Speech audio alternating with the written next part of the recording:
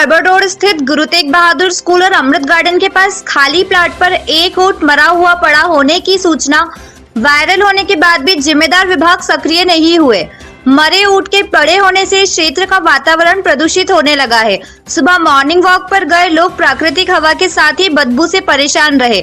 वहीं आसपास के रहवासी बदबू से परेशान हैं, जिन्होंने बीमारी फैलने की आशंका जताई है। यह मृत ऊंट अब जानवरों का भोजन बना हुआ है। मृत ऊंट को कौन उठाए, इस पर निगम प्रशासन विचार ही कर रहा है, जबकि वन विभाग के कर्मचारियों ने साफ बोल दिया कि हम कुछ नहीं कर सकते। ऊंट की श्रेणी वन्य प्राणियों में नहीं आती है, जबकि निगम के सामने यह सवाल है कि इस विशाल ऊंट को डिस्पोजल कहां किया जाए, इतनी जगह कहां है। बताया जाता है कि राजस्थान के पाली और बूंदी की तरफ से कुछ गरुड़िया परिवार भेड़ और ऊंट लेकर रतलाम आए हुए हैं। उन्हीं परिवार का बीमारी से परेशान ऊंट की मौत होने पर उसे वहीं छोड़कर चले गए हैं। दोपहर 12 बजे बाद आखिरकार नगर निगम ने जेसीबी मशीन से मृत ऊंट को उठवा लिया।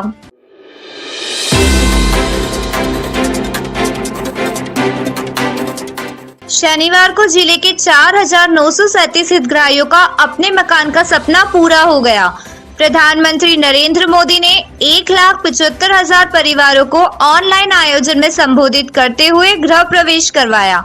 प्रदेश के 1,75,000 परिवारों को अपने नए आवास में गृह प्रवेश करवाया गया। पीएम मोदी ने इन परिवारों को वर्चुअल आधार पर गृह प्रवेश करवाया। प्रधानमंत्री आवास योजना ग्रामीण के अंतर्गत 12,000 गांवों में निर्मित 1,75,000 आवासों के लिए आयोजित गृह प्रवेशम कार्यक्रम प्रदेश भर में आयोजित किए गए थे। इस अवसर पर रतलाम एनआईसी कक्ष में भी योजना के हितग्राही मौजूद रहे। जिले के प्रत्येक ग्राम पंचायत में भी बड़ी स्क्रीन के माध्यम से कार्यक्रम का सीधा प्रसारण किया गया, जहां कोविड-19 की गाइडलाइन का पालन भी किया गया। प्रधानमंत्री आवास योजना ग्रामीण के तहत गृह प्रवेश कार्यक्रम के अवसर पर रतलाम एनआईसी कक्ष में प्रधानमंत्री नरेंद्र मोदी के संबोधन को रतलाम जिले के हितग्राहियों ने सुना।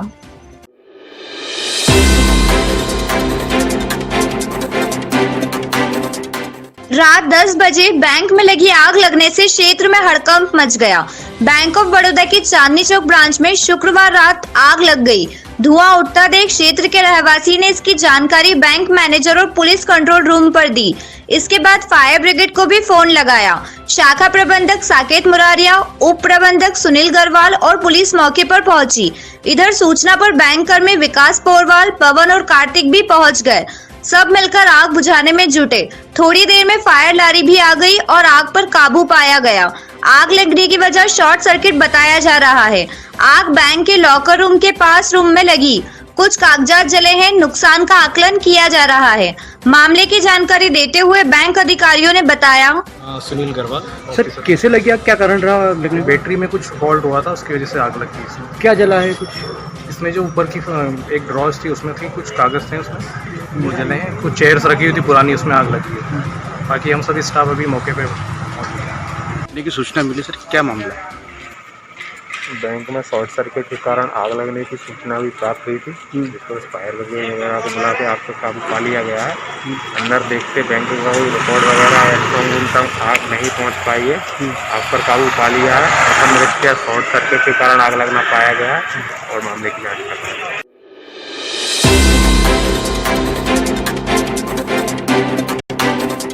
थावरिया बाजार क्षेत्र की लंबी गली स्थित पुराने 2 मंजिला मकान का छज्जा गिरने से एक महिला की मौत हो गई। छज्जा गिरने के बाद मलबे में दबी महिला को आसपास के रहवासियों ने बाहर निकाला और जिला अस्पताल लेकर पहुंचे। उपचार के दौरान महिला की मौत हो गई।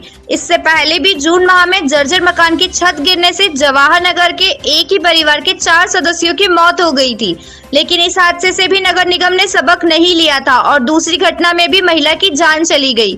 शुक्रवार शाम 6 बजे लंबी गली निवासी 42 वर्षीय अनीता पति भगवतीलाल सैनी घर के बाहर खड़ी हुई थी।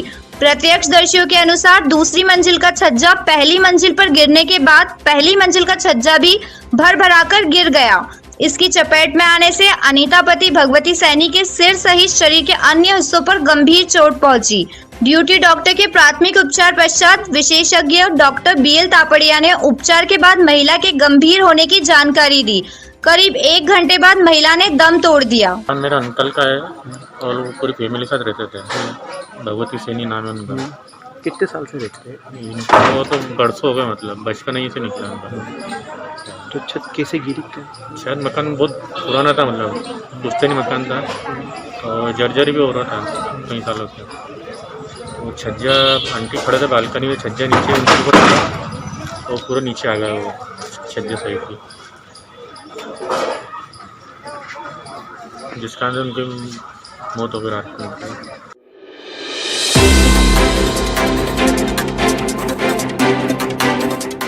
शहर और शहर की सड़कों की जो हालत है, ठीक उसी तरह की हालत शहर के यातायात की है। बेतरतीब पार्किंग, कहीं बड़े वाहनों का खड़े होना, शराब पीकर वाहन चलाना, ओवरलोडिंग वाहन सहित अनेकों कारण यातायात व्यवस्था को पंगु और नियमों को मुकबधीर बनाते हैं। यातायात सुधार के नाम पर शहर में मौसमी मेंढक की तरह अतिक्रमण से लेकर सुधार के अभियान कई मर्तबा चले, जो फोटो और खबर तक सीमित रहकर कब बंद हो गए किसी को नहीं पता। बस यातायात सुधार के नाम पर चलता है तो ट्रैफिक पुलिस की चालन कार्यवाही और वसूली ही है जो सुधार के दावे करते हैं। पुलिस ने एकांगी मार्ग, इलेक्ट्रॉनिक यातायात सिग्नल की भी सौगात दी थी, लेकिन मेंटेनेंस के अभाव में लाखों रुपए के सिग्नल अब कबाड़े कर दिए गए हैं। शहर के यातायात की हालत देखें तो एक वाहन पर 3 सवारी, नाबालिग बच्चों का वाहन चलाना यातायात नियमों पर ही सवाल उठाता है। शहर की ट्रैफिक व्यवस्था बिगाड़ने में पुलिस के साथ ही निगम भी दोषी है। सड़कों पर गड्ढे, सड़कों पर दुकानों का लगना, सिग्नल का मेंटेनेंस नहीं करना भी सड़क हादसों को जन्म देता है। हालत इतनी दयनीय हो गई है कि गत दिनों स्टेडियम के सामने गिरे बड़े पेड़ के तने को अब तक निगम नहीं उठा सका है, जो यातायात में बाधक ही बना है। 14 सितंबर से रतलाम जिले में ट्रैफिक अभियान फिर शुरू किया जा रहा है। नाबालिग बच्चों, 2 पहियों पर 3 सवारी, शराब पीकर वाहन चलाने वालों की अब खैर नहीं होना बताया जा रहा है। यातायात पुलिस ने अपने वाहनों के बीमा, फिटनेस एवं ड्राइविंग लाइसेंस साथ रखने की अपील की है।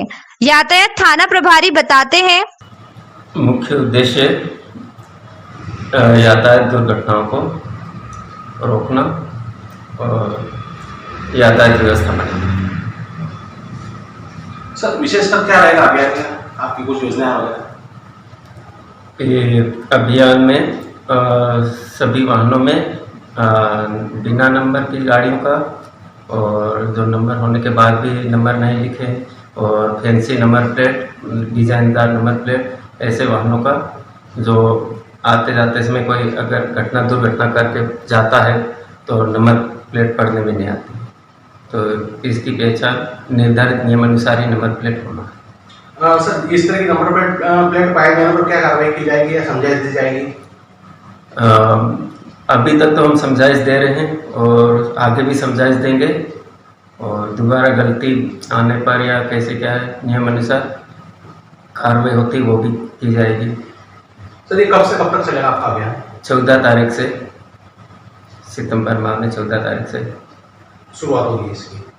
सर, जहाँ स्थायी अस्थायी अतिक्रमण आपको दिखाई देंगे इस अभियान के तहत, जहाँ यातायात को अवरोध करते हैं, ऐसे अतिक्रमण के लिए क्या करेंगे आप?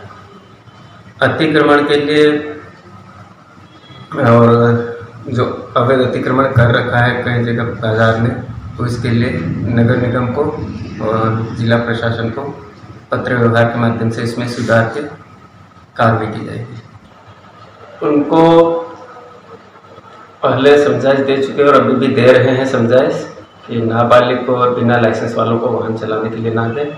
अगर बिना लाइसेंस या नाबालिग वाहन चलाते हुए मिलता है तो जो वाहन चला रहा है नाबालिग या बिना लाइसेंस, उसके विरुद्ध तो कार्रवाई होती ही है यातायात नियमों के तहत। उसके साथ जो वाहन मालिक है जिसने उसको वाहन चलाने के लिए दिया है, उसके विरुद्ध भी साथ में वो कार्रवाई होती है।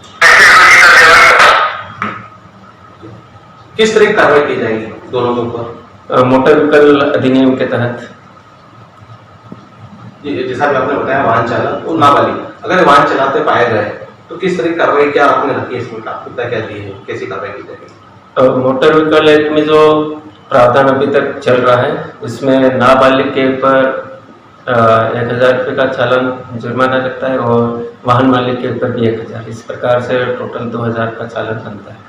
अच्छा, 4 व्हीलर के लिए सब क्या रखेंगे पिछला? 4 व्हीलर में जो है ये नाबालिग को नंबर प्लेट का और मॉडिफाइड वाहन का, वो तो सभी के लिए लागू है। इसके अलावा 4 व्हीलर में जो पैक गाड़ियाँ हैं, बंद गाड़ियाँ हैं, उनमें ब्लैक फिल्म नहीं होगा। अगर ब्लैक फिल्म पाई जाती है तो उसके विरुद्ध ही चालान कार्रवाई। कितने का चालान बनाया है? तो इसमें 500 रुपये का चालान।